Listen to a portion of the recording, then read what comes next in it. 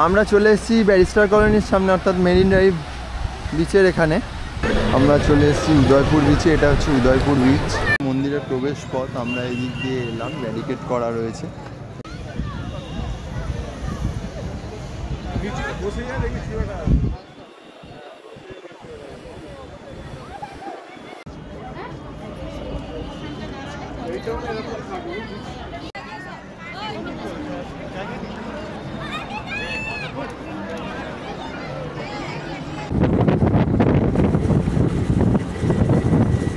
Good morning সকলকে। আজকে 8ই August 2025। আমি আমার বন্ধু নিলয়ের সাথে রওনা দিয়ে দিয়েছি দীঘার উদ্দেশ্যে। গতকাল রাত্রেবেলা আমি নিলয়ের বাড়িতে চলে এসেছিলাম, তো এখন আমরা টোটোতে রয়েছি, যাচ্ছি বালিখাল। সেখান থেকে বাস অথবা অটো করে পৌঁছে যাব ডানলপ। এখন আমরা রয়েছি দক্ষিণেশ্বর ব্রিজে। বৃষ্টি পড়ছে ঝিরিঝিরি, তো আমরা এখন ডানলপের উদ্দেশ্যে রওনা দিয়েছি।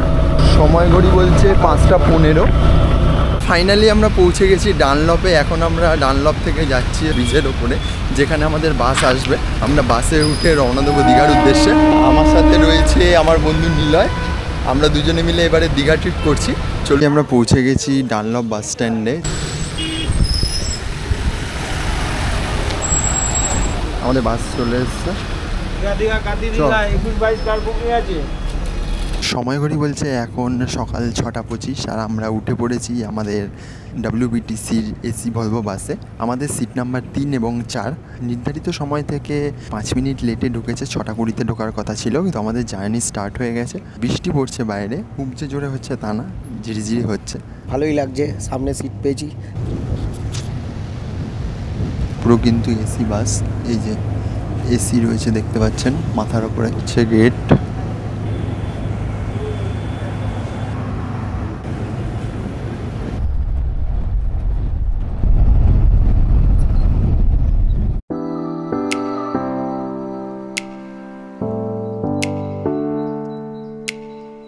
ঘড়ি বলছে এখন সকাল 7টা 25। আমাদের বাস এখন উলুবেড়িয়া অতিক্রম করছে।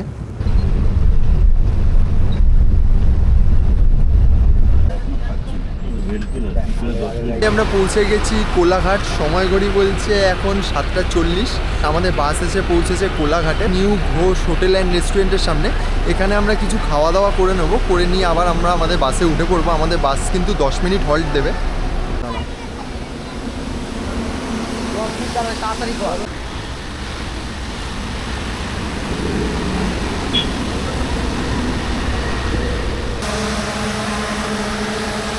তো আমরা এখন অতিক্রম করছি রূপনারায়ণ নদী।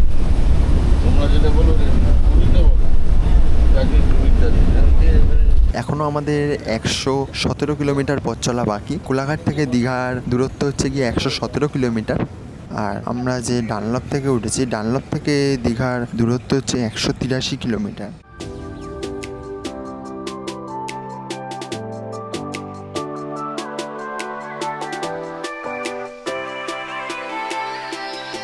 এখন আমরা অতিক্রম করছি নন্দকুমার।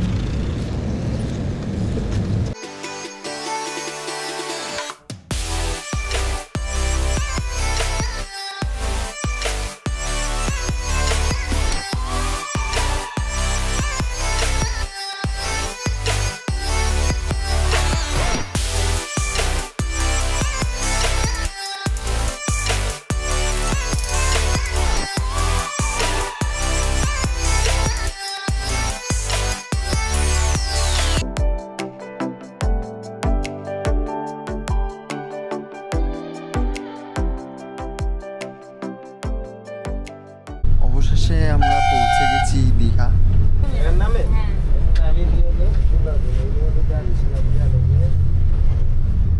সময় ঘড়ি বলছে সকাল 10টা 45, অর্থাৎ 11:15।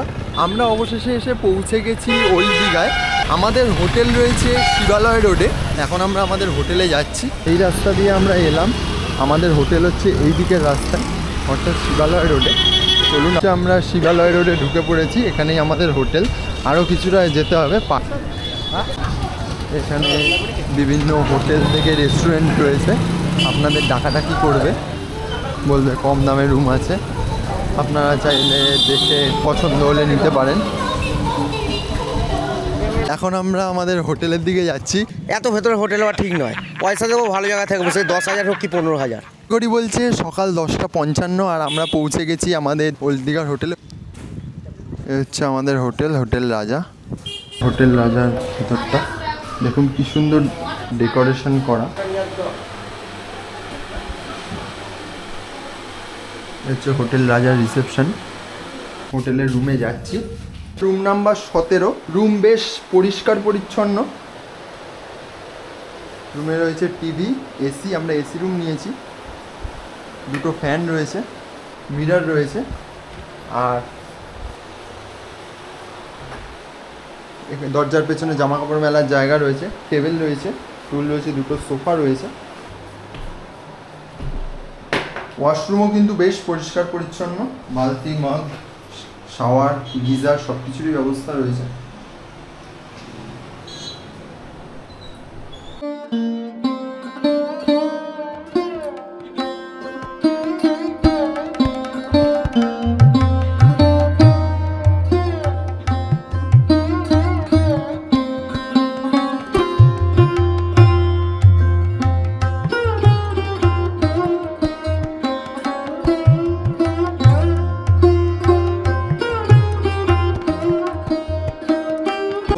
সময় ঘড়ি বলছে এখন 11:45 আর আমরা হোটেলে ঢুকে ব্যাগপত্র রেখে এখন আমরা বেরিয়ে পড়েছি ব্রেকফাস্ট করতে। তো আমরা ব্রেকফাস্ট করতে চলে এসেছি ওল্ড দীঘার শিবালয় রোডের মুখে ছোট্ট টিফিন সেন্টারে, যেখানে আমি বরাবর এসে খাই। ফার্স্টে আমি নিয়ে নিয়েছি পরোটা আর ঘুগনি। আমরা দীঘা পৌঁছে হোটেলে ব্যাগ রেখে ওল্ড দীঘার বিচে চলে এসেছি, কারণ আমরা চান করতে যাব।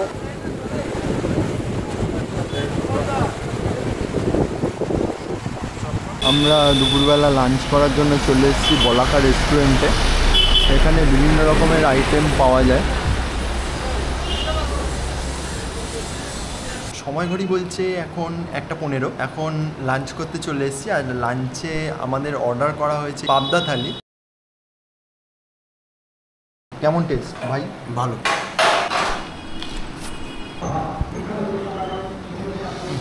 ডালটা খুব সুন্দর টেস্ট, খুব ভালো করে দেয়।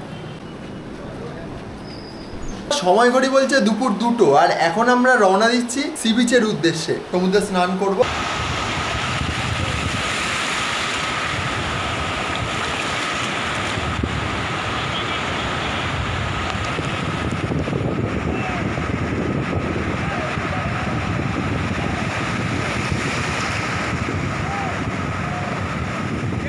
গুড ইভিনিং বন্ধুরা, সময় ঘড়ি বলছে এখন সন্ধ্যে 7:35 আর আমরা এখন যাচ্ছি সি বিচের ধারে ঘুরতে। সন্ধ্যাবেলা সি বিচের ধারে গিয়ে কিছুক্ষণ বসবো, কিছুক্ষণ সময় কাটিয়ে তারপরে আমরা হোটেলে ফিরবো।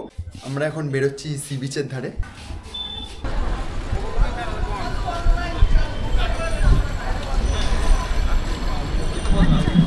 কি সুন্দর পূর্ণিমার চাঁদ উঠেছে, কালকে রাখি পূর্ণিমা।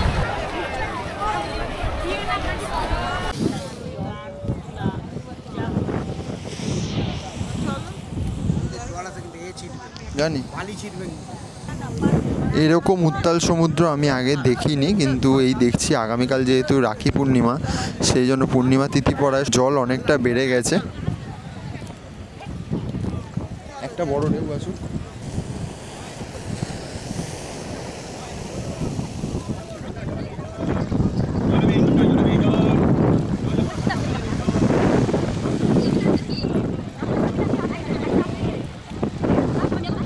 তো আপনারা এখন দেখতে পাচ্ছেন উত্তাল সমুদ্রের রুদ্র মূর্তি, যে কারণে কোনো পর্যটকদের এই বাউন্ডারি ক্রস করতে দেওয়া হচ্ছে না।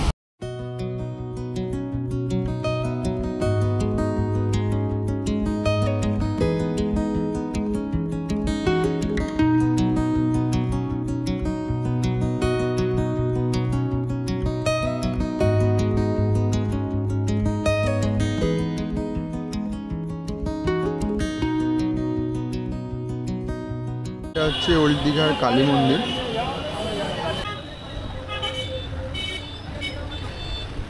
এখন অবশেষে সি বিচ ঘুরে আমরা মহাভোজ রেস্টুরেন্টের সামনে চলে এসেছি। যে আগেও আমি এখানে খেয়েছি, তো এখানে খাবারের কোয়ালিটি খুবই ভালো। এই হচ্ছে মহাভোজ রেস্টুরেন্ট। একদম সি বিচের ধারেই অবস্থিত। মহাভোজের ভেতরে চলে এসেছি, মহাভোজ রেস্টুরেন্টের ভেতরে। তো এখানকার অ্যাম্বিয়েন্সটা আপনারা দেখুন, আর খাবার দাবারও বেশ রিজনেবল প্রাইস। তো হোটেলের অ্যাম্বিয়েন্সটা দেখাই। আমি এর আগেও এখানে খেয়েছি, খাবার দাবারের কোয়ালিটি খুবই ভালো। তো নিলয়কে নিয়ে ফার্স্ট টাইম এলাম। আমরা খাবার অর্ডার করেছি, আমরা পার্সেল করে হোটেলে নিয়ে যাব, সেখানে গিয়ে খাবো।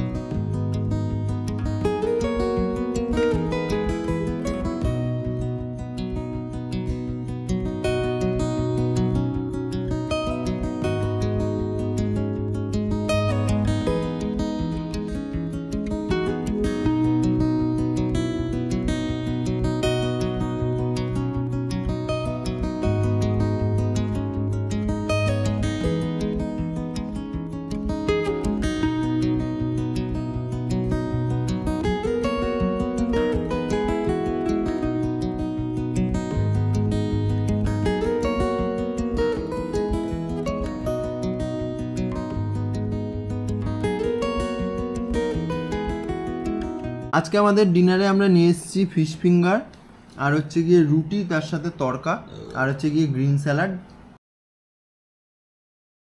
ফাইনালি আমাদের ডিনার কমপ্লিট হয়ে গেল। এখন সময় ঘড়ি বলছে রাত্রির 11:15, মানে 10:45। খাবারের কোয়ালিটি বেশ ভালো। আমরা এর আগেও আমি দীঘা ট্রিপ করেছিলাম আমার বন্ধু শুভর সাথে, তখন আমি ট্রাভেল ব্লগ রিলেটেড ভিডিও বানাতাম না। সেই ছবিগুলো রয়েছে, সেই ছবিগুলো আমি এই ভিডিওতে শেয়ার করে দেবো আপনাদের সাথে। গুড মর্নিং সকলকে। আজকে 9ই আগস্ট 2025। আজকে দীঘা ভ্রমণের দ্বিতীয় দিনের সকালে আমরা এখন যাব ব্রেকফাস্ট করতে। এখন সময় ঘড়ি বলছে সকাল 9:40, আর এখন আমরা ব্রেকফাস্ট করব, এছাড়াও চাটা খাবো। এসে রেডি হয়ে দীঘার যে লোকাল সাইট সিনগুলো সেগুলো করব। ইচ্ছা আছে স্কুটি ভাড়া নিয়ে যাওয়ার, এখন দেখা যাক কতটা কি হয়। আমরা এখন চা খেতে চলে এসেছি হোটেলের ঠিক উল্টো দিকে। এই যে আমাদের হোটেল, আর এখানে হচ্ছে এই যে চায়ের দোকান।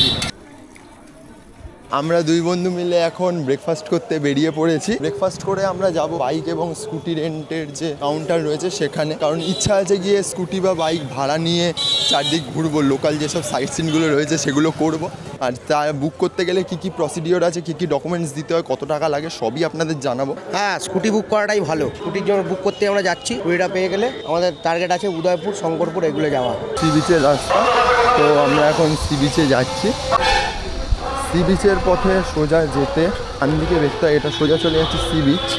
আর ডান দিকের রাস্তায়, অর্থাৎ এই দিকটা হচ্ছে গিয়ে মহাভোজ রেস্টুরেন্ট, কালকে যেখান থেকে আমরা খাবার নিয়েছিলাম। তো এখানেই রয়েছে স্কুটি বা বাইক রেন্টাল সার্ভিস। হচ্ছে স্কুটি বা বাইক রেন্টাল সার্ভিসের কাউন্টার ইশায়ু প্রোডাকশনের ই বাইক রেন্টাল। এখান থেকে আমরা বাইক বা স্কুটি ভাড়া নিয়ে নেবো।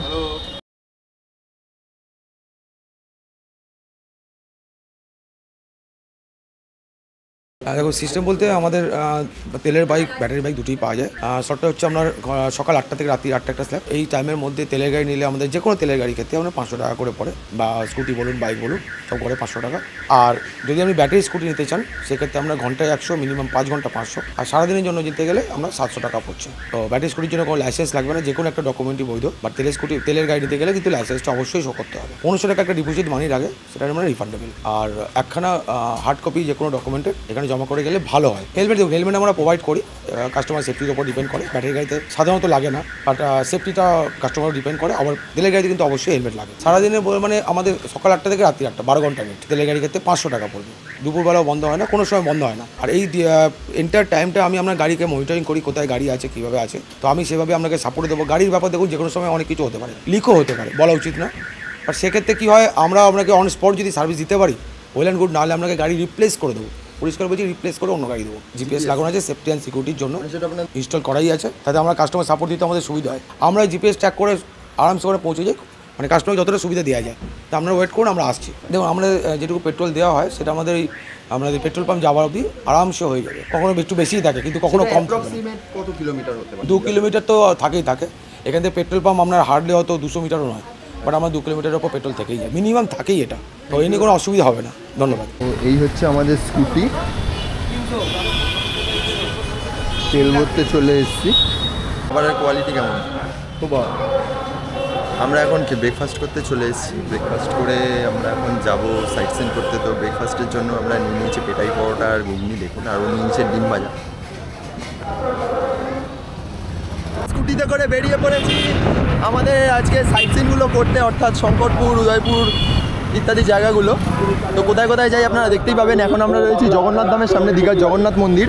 আমরা এখন অতিক্রম করছি দীঘার জগন্নাথ ধাম, অর্থাৎ জগন্নাথ মন্দির, নবনির্মিত এই জগন্নাথ মন্দির দীঘার এখন নতুন ট্যুরিস্ট অ্যাট্রাকশন পয়েন্ট, অসাধারণ। আমরা এখন যাচ্ছি উদয়পুরের উদ্দেশ্যে। ওল্ড দীঘা থেকে উদয়পুরের দূরত্ব দেখাচ্ছে 3 কিলোমিটার। উদয়পুর সি বিচের দূরত্ব, যা যেতে সময় লাগবে স্কুটি বা বাইক অথবা গাড়িতে 10 মিনিট থেকে 12 মিনিট মতো। এই আমরা এখন এই বাঁদিকের রাস্তা ধরে এই অবধি পশ্চিম যাচ্ছি। এইটা উড়িষ্যা, এই উল্টো দিকে যেটা দেখছিস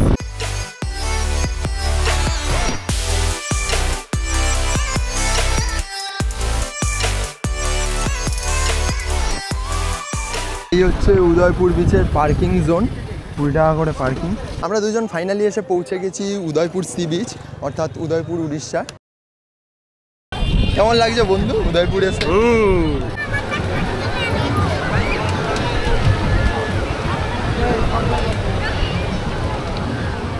উদয়পুর সি বিচে ঘুরে এখন আমরা যাচ্ছি ব্যারিস্টার কলোনির মধ্যে দিয়ে। এখন আমরা ব্যারিস্টার কলোনির সামনে রয়েছি ওল্ড দীঘার, সেখান থেকে যাচ্ছি দীঘা মোহনার দিকে। আমরা চলে এসেছি ব্যারিস্টার কলোনির সামনে, অর্থাৎ মেরিন ড্রাইভ বিচের এখানে। সামনের দিকে চলে যাচ্ছে হচ্ছে দীঘা মোহনা এই রাস্তা ধরে। আগের দিন যখন স্নান করতে এসেছিলাম তখন দেখেছিলাম জল অনেকটা পেছন দিকে ছিল, কিন্তু এখন অনেকটাই এগিয়ে এসছে যেহেতু পূর্ণিমা, আজকে রাখি পূর্ণিমা। এখন আমরা মেরিন ড্রাইভ দিয়ে যাচ্ছি মোহনার সামনে, সেখান থেকে ঘুরে আমরা যাব শঙ্করপুর।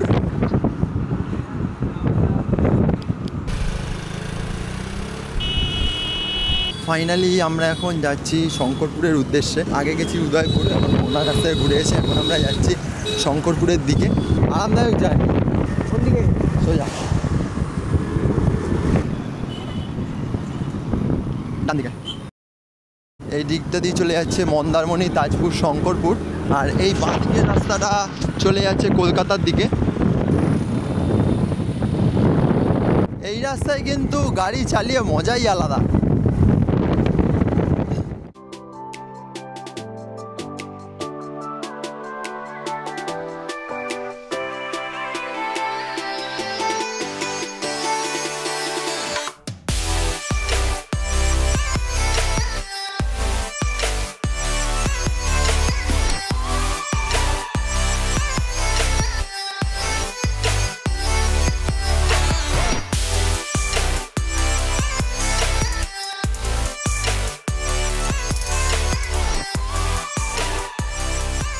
হচ্ছে মোহনা।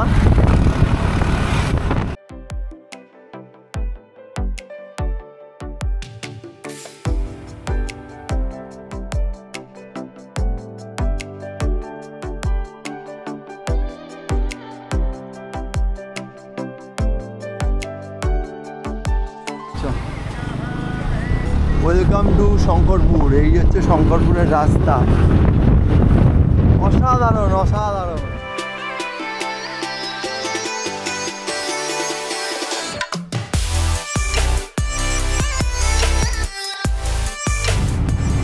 এদিকে হচ্ছে নয় কালী মাতার মন্দির, এই হচ্ছে নয়াকালী ব্রিজ।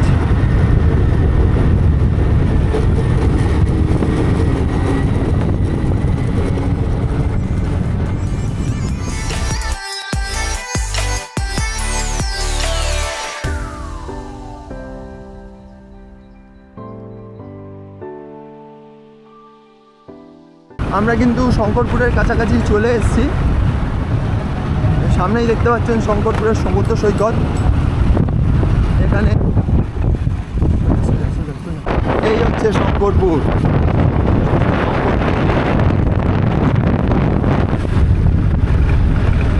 এই রাস্তাটা আগে খুব খারাপ ছিল, কিন্তু এখন রিসেন্ট দেখছি ভালো করে দিয়েছে। এই এলাকাটা আমফানের সময় খুব ক্ষতিগ্রস্ত হয়েছিল। আশেপাশের যতগুলো যত গ্রাম রয়েছে না কেন, সব বাড়ি টাড়ি সব কিছু ধ্বংস হয়ে গেছিল।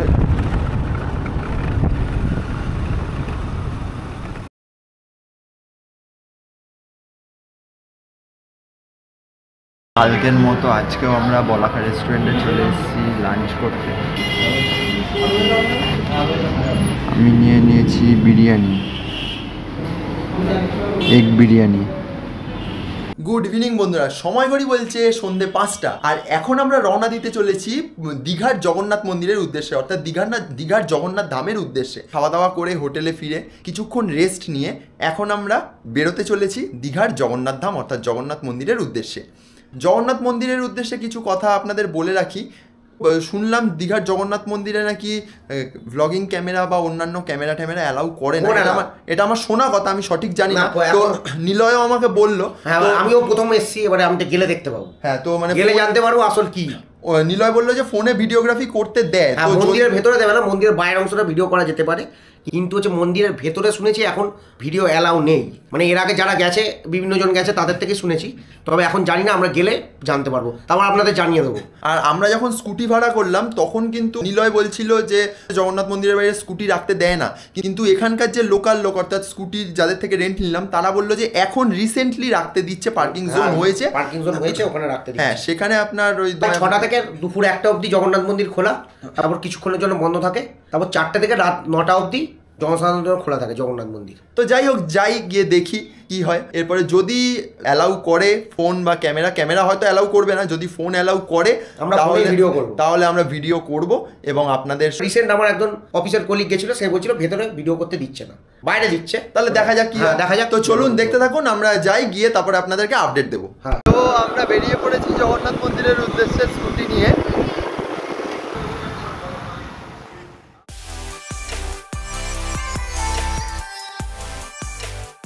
এদিকে আপনারা যদি গাড়ি ঠাড়ি বা বাইক ফাইক নিয়ে আসেন তাহলে এই 6 নম্বর গেটের দিকে হচ্ছে গিয়ে পার্কিং। এই হচ্ছে গিয়ে পার্কিং দীঘার জগন্নাথ মন্দিরের। তো এখানে কিন্তু আমরা আমাদের স্কুটিটা পার্কিং করলাম, যে স্কুটিটা আমরা রেন্ট নিয়েছিলাম। তো এখানে কিন্তু পার্কিংয়ের জন্য কোনো চার্জ লাগে না, ফ্রি অফ কস্টে হচ্ছে পার্কিং। আমরা ফাইনালি চলে এসেছি দীঘার জগন্নাথ ধামের কাছে অর্থাৎ জগন্নাথ মন্দিরের কাছে। এই দেখুন, তো ফাইনালি আমরা চলে এসেছি দীঘার জগন্নাথ ধামের সামনে। এই হচ্ছে দীঘার জগন্নাথ ধাম, জগন্নাথ ধামের গেট এটা।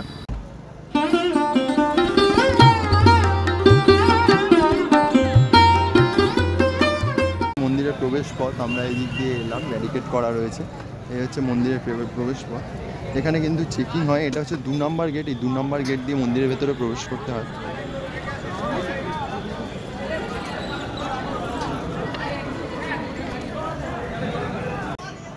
এই আমরা এখন প্রবেশ করছি দীঘার জগন্নাথ মন্দিরে। দেখুন মন্দিরের আশেপাশের দৃশ্য।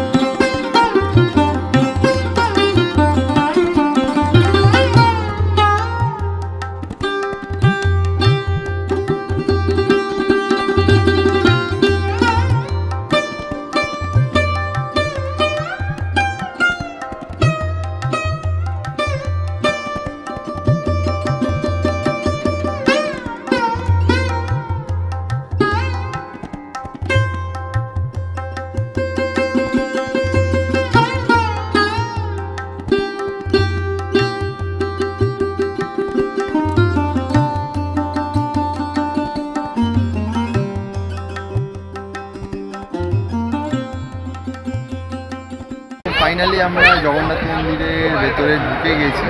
তো এখন আমরা মেন মন্দিরের ভেতরে প্রবেশ করবো। মন্দিরের ভেতরে কিন্তু ক্যামেরা অ্যালাউ নয়।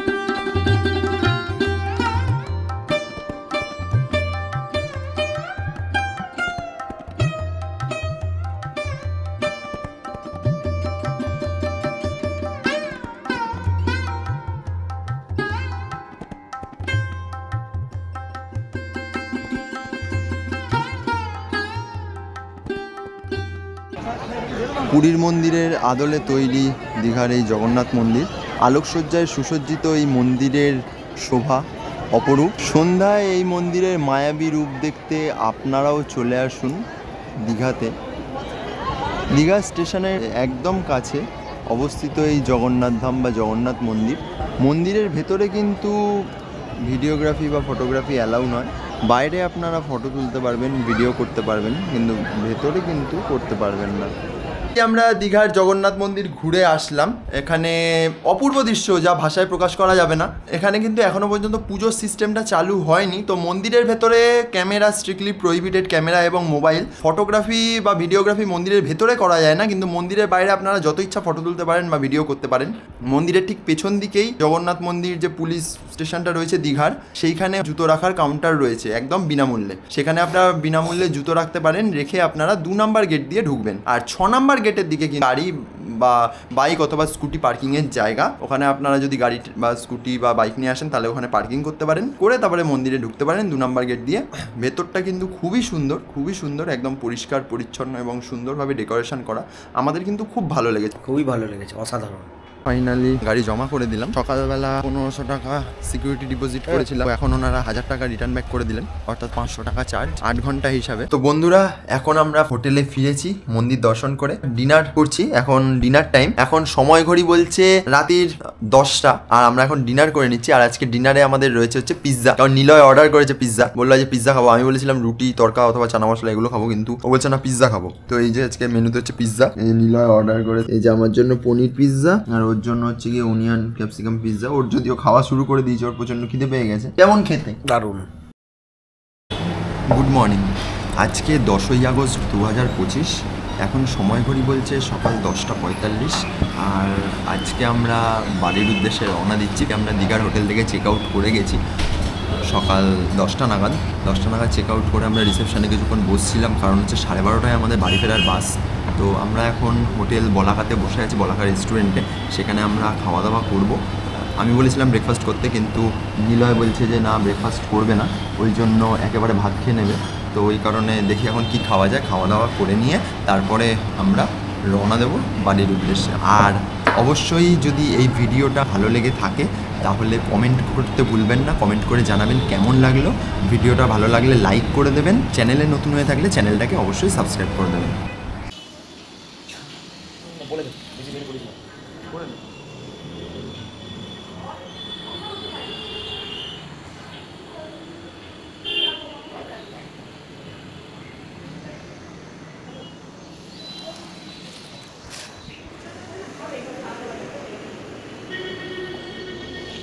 আজকে দুপুরে লাঞ্চে নিয়ে নিয়েছিলাম গরম গরম ভাত, আলু ভাজা, ডাল, তার সাথে পাবদা সর্ষে, যার স্বাদ ছিল অপূর্ব। রিজনেবল প্রাইসের মধ্যে খুবই ভালো কোয়ালিটির খাবার প্রোভাইড করে এই বলাকা রেস্টুরেন্ট। আপনাদের দেখিয়ে দিই, এই দিকটা চলে যাচ্ছে শিবালয় রোড, আর এই দিকটা হচ্ছে নিউ দীঘা। তো এখানে দেখুন আম্রপালি রিসর্ট রয়েছে সামনে, এর উল্টো দিকেই হচ্ছে গিয়ে এই সরকারি বাসের স্ট্যান্ড। WBTC বা SBSTCর বাস ছাড়ে এখান থেকেই, আপনারা চাইলে এখান থেকে বাসে উঠতে পারেন। আমরা যে বাসে করে এসছিলাম কলকাতা থেকে দীঘা, অর্থাৎ ডানলপ থেকে, তো সেই বাসে করেই আমরা যাব। আমাদের ভাগ্যবশত এই বাসটাই আমাদের যাবে, তো সেই বাসেই আমরা বাড়ি ফিরছি। তো ছাড়ার কথা হচ্ছে 12:20, বেলা 12:20, 12:20 থেকে 12:30 সাড়ে 12টার মধ্যে। তো 12টায় বোর্ডিং হওয়ার কথা ছিল, তো এখনও গেট খোলেনি, যেহেতু বাসের ভেতর পরিষ্কারের কাজ চলছে। এই হচ্ছে আমাদের বাস WB11D 1589।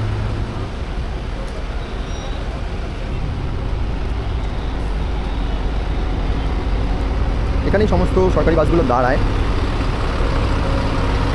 এছাড়াও প্রাইভেট বাসও দাঁড়ায় পেছন দিকটা। এটা হচ্ছে ওল্ড দীঘার বাস ডিপো। ঘড়ি বলছে 12:10, আর আমরা উঠে পড়েছি আমাদের বাসে, বাড়ি ফেরার বাসে। তো যেই বাসে এসেছিলাম সেই বাসেই আমরা যাচ্ছি হাবড়া দীঘার বাসে। আমাদের সিট নাম্বার হচ্ছে গিয়ে 27 এবং 28। একটু পেছন দিকে আসার সময় ছিলাম, সামনের সিটে বসছিলাম। যেই বাসে করে আমরা যাচ্ছি সেই বাসে টিকিট ফেয়ার হচ্ছে গিয়ে পার হেড 380 টাকা করে, এসি বাস। বাসের ভেতরটা দেখুন। ওয়েস্ট বেঙ্গল ট্রান্সপোর্ট কর্পোরেশনের পুরো সরকারি বাস। আর দাঁড়ায় খুব কম, খুব তাড়াতাড়ি আপনার দীঘা পৌঁছে যেতে পারবেন। যদি আপনার ধর্মতলা বা বারাসাত বা ডানলপ বা হাবড়া থেকে আসেন, খুব তাড়াতাড়ি পৌঁছাবেন। বাসটা বেশি দাঁড়ায় না, একবারই কোলাঘাট দাঁড়াবে। আপনি যেরকম প্রাইভেট বাসে এলে অনেকবার আপনাকে দাঁড়াতে হয়, সেটা এখানে কোনো ব্যাপার নেই। ভিডিওটা ভালো অবশ্যই লাইক করবেন, অবশ্যই শেয়ার করবেন আর কমেন্ট করবেন।